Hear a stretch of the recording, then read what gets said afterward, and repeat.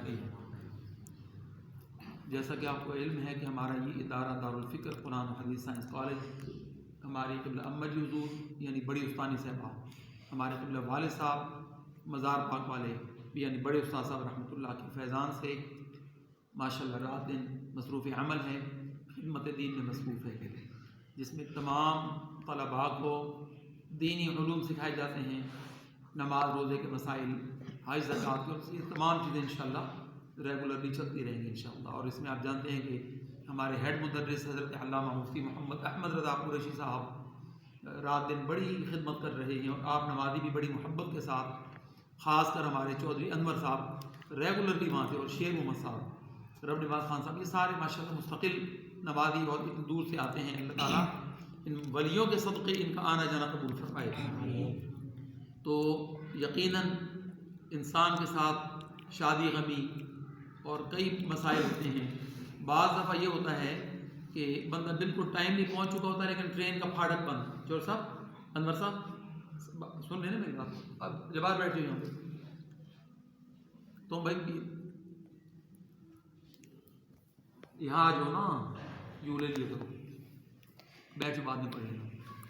تو ان تمام چیزوں کے پیش نظر اللہ رسول کے فضل سے اور بڑے استاد صاحب کی توجہات سے اور مفتی احمد رضا قریشی صاحب کی خاص محنتوں کا ثمرہ کہ ہمارے ہاں ایک اور ہمارے امام صاحب قاری حافظ محمد شاذل قادری القمری، کیونکہ جو دربار پاک سے وابستہ ہیں وہ سب قمری، ان کو یہ اعزاز ملے گا۔ اور یہ امامت یہ چھوٹا منصب نہیں ہے، بہت بڑا منصب ہے، ہر بندے کو نہیں ملتا۔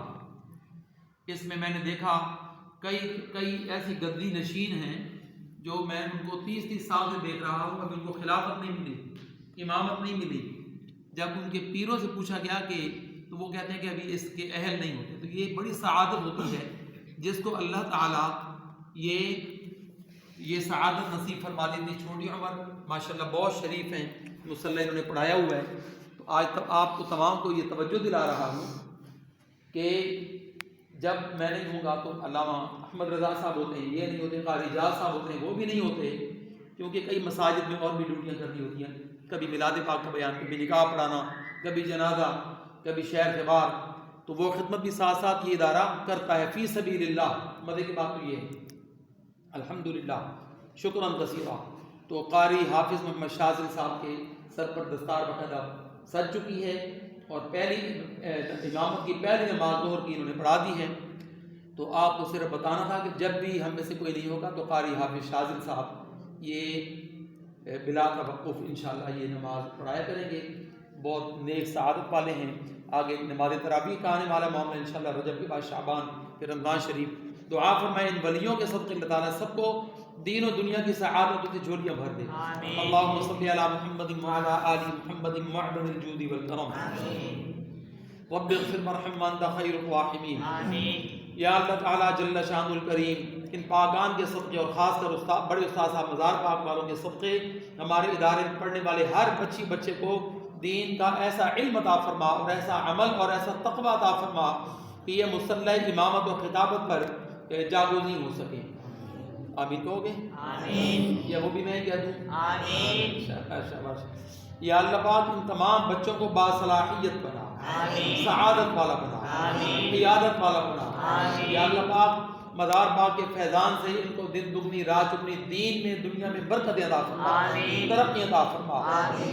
یا اللہ پاک اس کی امامت کی برکتوں سے اس کے گھر میں بہت برکتیں فرما۔ قاری حافظ محمد شاذل قادری قمری اس کو بے شمار برکات سے نوازنا، ان کے ماں باپ کی سب پریشانیاں ختم فرما، اور تمام طلباء پر بھی خاص فضل فرما، جو وہاں پہ مدرسہ میں طالبات پڑھتی ہیں ان پر بھی خاص فضل فرما، اور ان کے استادوں کی برکتیں اور ان کی نگاہ کرم کے فیضان ان سب پر یکساں جاری فرما۔ صلی اللہ علی حبیبی سیدنا و مولانا محمد وعلی آبائہ و اہل بیتہ و اصحابہ و اولیائہ و ذریاتہ اجمعین برحمتک